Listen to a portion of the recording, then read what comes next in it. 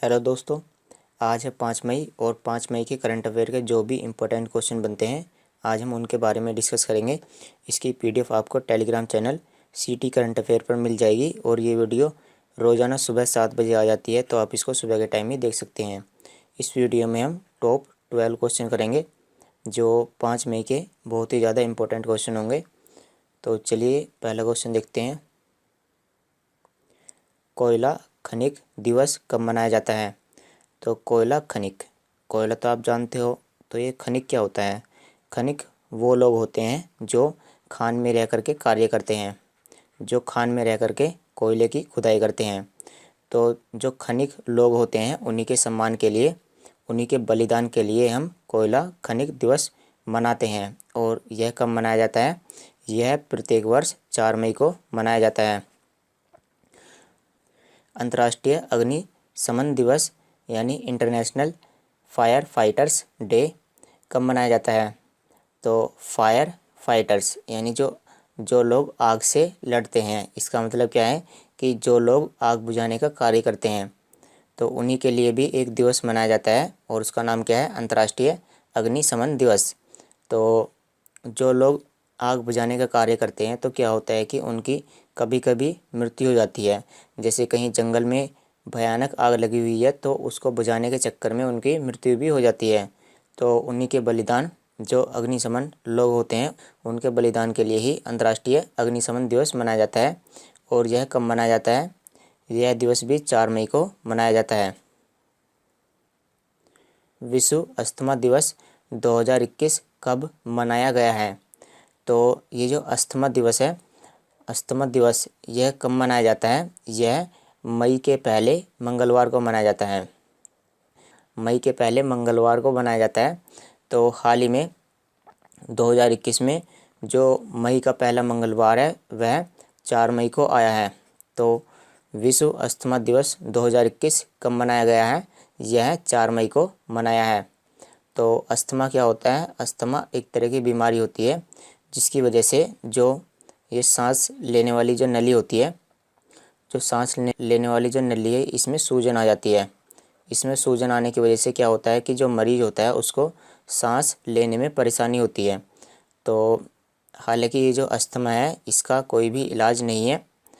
तो यह दिन दुनिया भर में अस्थमा की बीमारी और देखभाल के बारे में जागरूकता फैलाता है। यानी जो अस्थमा बीमारी है उसकी देखभाल किस तरह से करनी है, तो उसी के बारे में यह दिन जागरूकता फैलाता है। और वर्ष 2021 की जो थीम है वह क्या है? Uncovering asthma misconceptions. अस्थमा की जो गलत धारणाएं हैं यानी उसके बारे में कोई अफवाहें फैली हुई हैं उनको दूर करना है। तो इनका नाम है चंद्रो तोमर। इनका नाम क्या है? चंद्रो तोमर। और इन्हीं को हम बोलते हैं शूटर दादी। इनका उपनाम क्या है? शूटर दादी। तो इनकी हाल ही में कोरोना की वजह से 89 वर्ष की उम्र में मृत्यु हो गई है। तो इनके जीवन पर आधारित कौन सी फिल्म बनाई गई है? तो हमें फिल्म का नाम बताना है। तो फिल्म का नाम क्या है? फिल्म का नाम है सांड की आँख। तो ये फिल्म हाल ही में लॉन्च की गई थी और इनकी चंद्रो तोमर की हाल ही में मृत्यु हो गई है। आपको बता दें कि जब इनकी उम्र 60 वर्ष से अधिक थी तो इन्होंने जो पहली बार है वो गन उठाई थी। 60 वर्ष से अधिक की आयु में जो गन चलाना बहुत ही बहादुरी की बात है और इन्होंने उसके बाद कुछ मेडल भी जीते थे। तो इन्हीं पर ही आधारित, इन्हीं के कामों से प्रेरित एक फिल्म बनाई गई थी और फिल्म का नाम क्या है? सांड की आँख। ये जो चंद्रो तोमर है ये कहाँ पर रहती हैं? यह उत्तर प्रदेश के बागपत गांव में रहती हैं। किस राज्य के पूर्व राज्यपाल जगमोहन का निधन हो गया है? तो ये पूर्व राज्यपाल रह चुके हैं और इनका नाम क्या है? जगमोहन। तो ये जम्मू और कश्मीर के पूर्व राज्यपाल रह चुके हैं और इनका हाल ही में निधन हो गया है। इनको पद्मश्री, पद्म भूषण और पद्म विभूषण से सम्मानित किया जा चुका है। और इसके अलावा ये दिल्ली और गोवा के उपराज्यपाल भी रह चुके हैं। तो इनका नाम इसी की वजह से काफ़ी इम्पोर्टेंट हो जाता है। इनका नाम क्या है? जगमोहन। तो जम्मू और कश्मीर के बारे में जान लेते हैं। मैप में यहाँ पर ये है जम्मू और कश्मीर और इसकी राजधानी क्या है, श्रीनगर या जम्मू। तो इसकी दो राजधानियां हैं, एक ग्रीष्मकालीन और एक शीतकालीन। और इसके जो उपराज्यपाल हैं वो कौन है, मनोज सिन्हा। जम्मू और कश्मीर की स्थापना 31 अक्टूबर 2019 में हुई थी। इस दिन जम्मू और कश्मीर को केंद्र शासित प्रदेश घोषित कर दिया गया था। और अगर आपको बात करें कि पहले तो यहाँ पर पूरा ये जम्मू कश्मीर हुआ करता था, अब जम्मू और कश्मीर को एक तो जम्मू और कश्मीर बना दिया गया है और दूसरा लद्दाख बना दिया गया है। तो दो केंद्र शासित प्रदेशों की स्थापना कर दी गई थी 31 अक्टूबर 2019 को। हाल ही में किस राज्य की पहली महिला आईएएस, तो पहली महिला आईएएस अधिकारी पारुल देवी दास का निधन हो गया है। तो पारुल देवी दास का निधन हो गया है और यह किस राज्य की पहली महिला आईएएस अधिकारी हैं, तो ये आईएएस अधिकारी थी असम की। और ये असम मेघालय कैडर से थी और यह अविभाजित असम के पूर्व कैबिनेट मंत्री रामनाथ दास की बेटी थी। तो अविभाजित असम, तो यहाँ पर अविभाजित असम लिखा गया है, यानी जब असम का विभाजन नहीं हुआ था, तो जब असम के जो पूर्व कैबिनेट मंत्री थे यानी जो केंद्रीय मंत्री थे, ये रामनाथ दास की बेटी थी। और अगर आपको बताएं जैसे कि ये मैप में सबसे पहले जो पूर्वोत्तर राज्य हैं, यहाँ पर ये वाले जो राज्य हैं, यहाँ पर क्या था, यहाँ पर पहले असम ही था ये सारा कुछ, और इसको विभाजित करके यहाँ पर क्या है कि अलग अलग राज्य बना दिए गए। अगर आपको बात करें तो ऊपर की तरफ क्या है, यहाँ पर यह है अरुणाचल प्रदेश, उसके नीचे क्या है, उसके नीचे है नागालैंड, ये क्या है नागालैंड, और उसके ऊपर और उसके नीचे यहाँ पर क्या है मणिपुर, यहाँ पर ये क्या है मणिपुर, और उसके नीचे फिर मिजोरम, और यहाँ पर इस तरह से फिर है त्रिपुरा जो तीनों ओर से बांग्लादेश से घिरा हुआ है, और उसके बाद यहाँ पर आता है मेघालय, और यहाँ पर फिर ये क्या है, यहाँ पर ये बांग्लादेश है, ये है बांग्लादेश, यहाँ से लेकर के इस तरह से ये वाला ये है मेघालय, और ये जो बचा कुचा भाग है ये क्या है असम। तो सबसे पहले ये असम ही हुआ करता था सारा का सारा, लेकिन असम को 7 राज्यों में विभाजित कर दिया गया। तो असम के बारे में जान लेते हैं। मैप में इसकी स्थिति यहाँ पर है। इसकी राजधानी क्या है, दिसपुर है, और यहाँ के मुख्यमंत्री कौन है, सर्बानंद सोनोवाल, और यहाँ के राज्यपाल हैं जगदीश मुखी। यह 7 राज्यों के साथ अपनी सीमा साझा करता है। राष्ट्रीय मानवाधिकार आयोग यानी एनएचआरसी यानी नेशनल ह्यूमन राइट्स कमीशन, तो इसके अध्यक्ष के रूप में किसे चुना गया है। अगर राष्ट्रीय मानवाधिकार आयोग की बात करें तो इसमें एक अध्यक्ष होते हैं और 5 होते हैं मेंबर। इसमें 5 सदस्य होते हैं और एक अध्यक्ष होते हैं। तो हाल ही में प्रफुल्ल चंद पटेल को एनएचआरसी के अध्यक्ष के रूप में चुना गया है। तो इसके बारे में जान लेते हैं। एनएचआरसी, इसका मुख्यालय कहाँ पर है, इसका मुख्यालय है नई दिल्ली में, और इसकी स्थापना 1993 में हुई थी। इसके जो वर्तमान अध्यक्ष हैं वो कौन है, प्रफुल्ल चंद्र पंत। और अगर इसमें बात करें तो इसमें एक तो अध्यक्ष होता है और इसमें 5 होते हैं सदस्य। ये जो एनएचआरसी है यानी नेशनल ह्यूमन राइट्स कमीशन, और चेयरपर्सन यानी अध्यक्ष को भारत का सेवानिवृत्त मुख्य न्यायाधीश या सर्वोच्च न्यायालय का न्यायाधीश होना चाहिए। यानी अगर कोई चेयरपर्सन बनेगा तो वह कौन बनेगा, या तो वह मुख्य न्यायाधीश होगा या सर्वोच्च न्यायालय का न्यायाधीश होगा। और इनका जो कार्यकाल होता है, इनका कार्यकाल 3 वर्ष का होता है या 70 वर्ष की आयु तक ये काम कर सकते हैं। थिसारा परेरा ने अंतर्राष्ट्रीय क्रिकेट से संन्यास लेने की घोषणा की है, वह किस देश के खिलाड़ी हैं। तो थिसारा परेरा ये किस देश के खिलाड़ी हैं, तो ये श्रीलंका के खिलाड़ी हैं, जिन्होंने हाल ही में क्रिकेट के तीनों फॉर्मेटों से उपन्यास लेने की बात कही है। तो श्रीलंका के बारे में जान लेते हैं। यहाँ की राजधानी क्या है, श्री जयवर्धने पुरेकोट्टे। यहाँ की मुद्रा है श्रीलंकाई रुपया। यहाँ की संसद को बोलते हैं पार्लियामेंट, और यहाँ के जो राष्ट्रपति हैं वो कौन है, गोतबया राजपक्षे। ये हैं गोतबया राजपक्षे। और यहाँ के जो प्रधानमंत्री हैं वो कौन है, महिंद्रा राजपक्षे।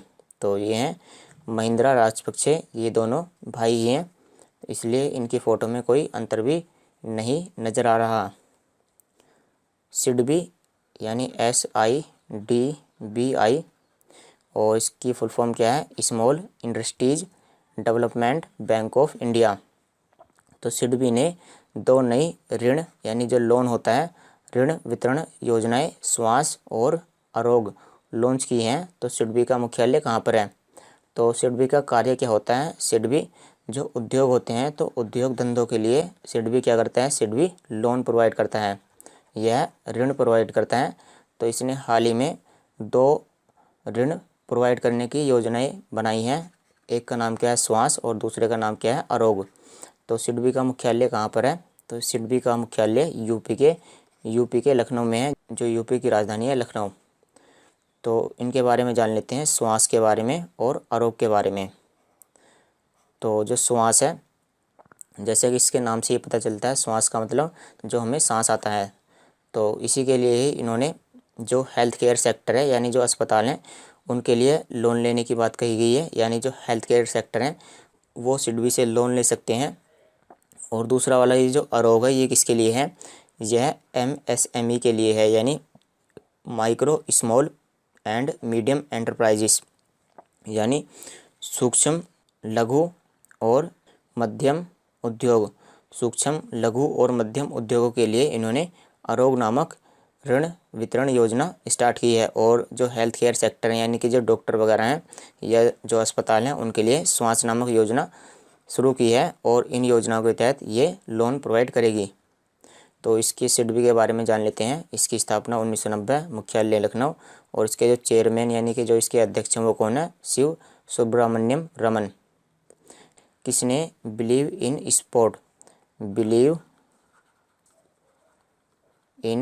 स्पोर्ट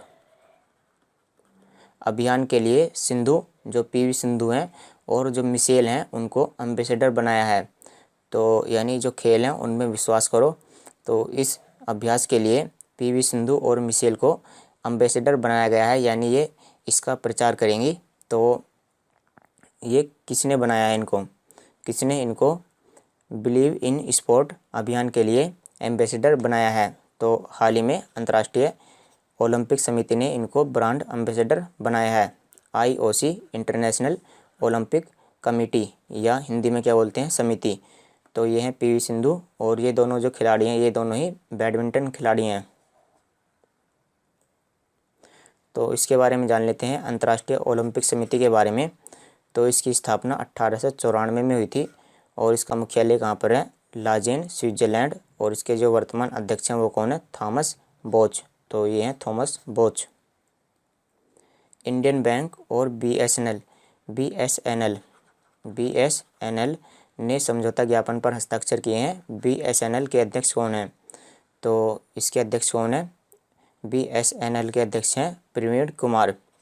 तो इंडियन बैंक और BSNL, इन दोनों ने समझौते ज्ञापन पर हस्ताक्षर किए हैं। और इसका जो फ़ायदा है, समझौता ज्ञापन है, उसमें क्या है? उसमें जो BSNL है, यह इंडियन बैंक को दूरसंचार सेवाएं प्रदान करेगा, यानी कि जो कॉलिंग वगैरह है वो BSNL इंडियन बैंक को प्रदान करेगा।